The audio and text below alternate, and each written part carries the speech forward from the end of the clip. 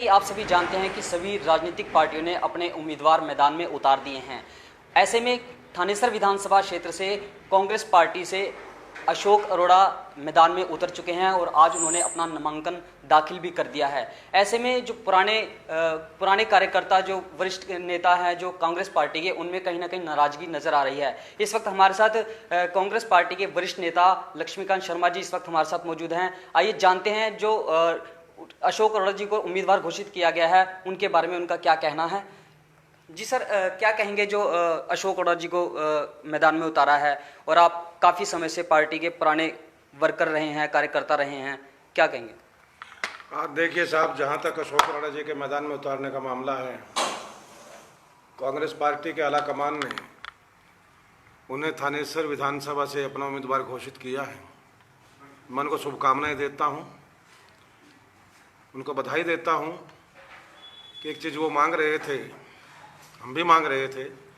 बेशक वो 15 दिन पहले कांग्रेस में शामिल हुए हैं, कांग्रेस का टिकट मांग रहे थे, हम भी मांग रहे थे। मुझे 25 साल से कांग्रेस में मैं काम कर रहा हूँ और पिछले 5 साल से इस विधानसभा के, जब से 2014 का चुनाव गया था, इस विधानसभा में चुनाव की तैयारी में दिलो जान से कर रहा था। मेरा एक साथी इस कार्यक्रम में मेरे साथ था। टिकट हम मांग रहे थे, लेकिन पार्टी आला कमान ने, मुझे मालूम नहीं कि किन मजबूरियों के कारण, किस भावना के तहत अशोक अरोड़ा जी को टिकट दिया है। खैर, ये आला कमान का मामला है। मैं अरोड़ा जी को बधाई देता हूँ, उन्हें शुभकामनाएं देता हूँ कि वो कांग्रेस को के लिए चुनाव में उतरे हैं तो कांग्रेस को मजबूत करने का कार्य करें, कांग्रेस के लिए काम करें, ऐसा मैं मानता हूँ। जहाँ तक अपनी टिकट का मामला है, मैं इस बात को कहीं ना कहीं ये महसूस करता हूँ कि पार्टी ने मेरे साथ गलत किया है, नाइंसाफ़ी की है। ऐसा पार्टी को नहीं करना चाहिए था। कम से कम ये देखना चाहिए था कि कोई मापदंड तय किया जाता, कोई ऐसी क्राइटेरिया तो बनाया जाता कि जिसके तहत कोई मुझे तसल्ली होती कि शायद मैं इस क्राइटेरिया में फिट नहीं होता हूँ। मुझे कहीं ना कहीं तसल्ली रहती कि हाँ, मैं जो पार्टी ने जो मापदंड तय किए थे, मैं उन मापदंड पर खरा नहीं उतर पाया, इसलिए मुझे टिकट नहीं मिला। तो मैं कहीं ना कहीं मान लेता, इस बात को सह सकता था, बर्दाश्त कर सकता था, मेरे साथी भी बर्दाश्त कर सकते थे। मगर अफसोस इस बात का है कि ना तो कोई पार्टी का मापदंड सामने आया है, ना तो कोई क्राइटेरिया ऐसा सामने आया है कि जो पार्टी मुझे कह सके। आला कमान है, उनका आदेश मानना हमारा धर्म है, लेकिन कहीं ना कहीं ये बात तो समझाए, कोई तो बताए कि लक्ष्मीकांत शर्मा को थानेसर विधानसभा से चुनाव लड़ने के काबिल क्यों नहीं समझा गया, किस बिना पर मेरी टिकट काटी गई, क्या मेरे अंदर खामी रही। हाँ, एक खामी शायद मेरे अंदर रही हो कि मैं कांग्रेस का लॉयल आदमी हूँ, मैं कांग्रेस का सच्चा वर्कर, सच्चा साथी हूँ। 25 साल मैंने यूथ कांग्रेस में, मैंने कांग्रेस सेवा दल में, मैंने हरियाणा प्रदेश कांग्रेस कमेटी में काम किया है। शायद ये मेरी कमजोरी हो सकती है कि पार्टी को, जो आज का जो आला कमान है, मैं आज के दौर की बात करता हूं, कि आज जो पार्टी का आला कमान है, शायद उसको ऐसे लोगों की जरूरत नहीं है। हो सकता है उन्हें वो लोग चाहिए जो पार्टी को बरसों कोसते रहे हों, जो पार्टी के खिलाफ काम करते रहे हों। हो सकता है शायद ऐसे चेहरे पसंद आए हों, या हो सकता है कि मेरी सूरत में कोई कमी हो। वैसे जहाँ तक मैंने समझा है, देखा है, लोग मुझे ठीक ठाक बताते हैं, चेहरा मोहरा भी ठीक बताते हैं, पर्सनैलिटी भी ठीक बताते हैं मेरी, पर पता नहीं क्यों मेरे आला कमान को मेरी सूरत पसंद शायद नहीं आई होगी। मैं इतना स्मार्ट ना हूँ कि मुझे इस काबिल समझा जाए, क्योंकि काम में तो मैं जानता हूँ, मेरा पूरा थानेसर हल्का जानता है, मेरे साथियों के अलावा पूरे थानेसर की जनता जानती है कि अगर इस थानेसर के अंदर कांग्रेस की टिकट का कोई सच्चा दावेदार था, कोई हकदार था, जिसका हक बनता था, तो वो लक्ष्मीकांत शर्मा था। और मैं दावे के साथ ये बात कहता हूँ। लेकिन आला कमान को क्या कमी लगी, क्या नहीं लगी, भाई ये तो वो बता पाएंगे। लेकिन मुझे शायद ऐसा लगता है कि हो सकता है कि मेरे सूरत में कोई कमी रही होगी, काम में तो कोई कमी नहीं है। तो क्या कहेंगे जो अशोक अरोड़ा जी का जो साथ देंगे विधानसभा से जो उम्मीदवार हैं कांग्रेस से? देखिए साहब, बड़ी सीधी सी बात है, अशोक अरोड़ा जी कांग्रेस के कैंडिडेट हैं, हम कांग्रेस के सिपाही हैं, ईमानदार सिपाही हैं, और लोगों की तरह से ऐसा नहीं है। अभी हाल ही में कांग्रेस पार्टी से कुछ कार्यकर्ता नाराज होकर कुछ वरिष्ठ नेता अभी कांग्रेस छोड़ने का ऐलान किया। बिल्कुल किया, लाडवा से रमेश गुप्ता ने कांग्रेस छोड़ने का ऐलान किया है। तो क्या आप भी? नहीं, मेरा बॉस है राहुल गांधी, मेरा बॉस है डॉक्टर अशोक तंवर। अशोक तंवर जी ने रात दिल्ली के अंदर प्रेस कॉन्फ्रेंस की थी और उस प्रेस कॉन्फ्रेंस में मैं साथी था उनके। उन्होंने बड़े अदब के साथ, बड़े सलीके के साथ हर बात कही है।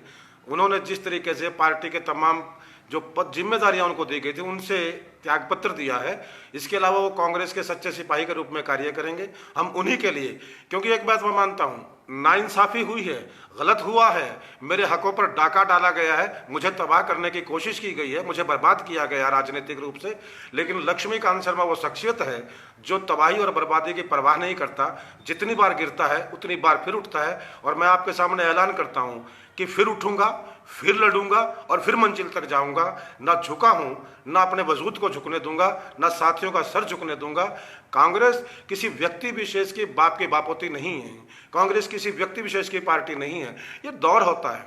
आज हालात बेशक प्रतिकूल हैं, आज कुछ ऐसी ताकतों का कांग्रेस पर कब्जा है कि जिन्हें शायद कांग्रेस के कार्यकर्ता की जो इच्छाएं हैं उनका दमन करने में मजा आता है। वो पहले भी कांग्रेस के कार्यकर्ता को तंग करते रहे हैं, जब सत्ता में रहे हैं तब भी कांग्रेस के कार्यकर्ताओं की अनदेखी हुई है। और आज जब सत्ता से बाहर हैं, कांग्रेस के पास कुछ भी नहीं है, आज भी कांग्रेस के कार्यकर्ताओं को दरकिनार करके, चाहे वो थानेसर हो, चाहे वो नीलो खेड़ी हो, चाहे वो बावल हो, दूसरे दलों से आए लोगों को टिकटें दी गई हैं। बड़ा शोर है। नीलोगढ़ के अंदर जो व्यक्ति, संभवतः मुझे जहां तक जानकारी है कि अभी तक शायद कांग्रेस का सदस्य भी नहीं है, उसको टिकट दे दिया।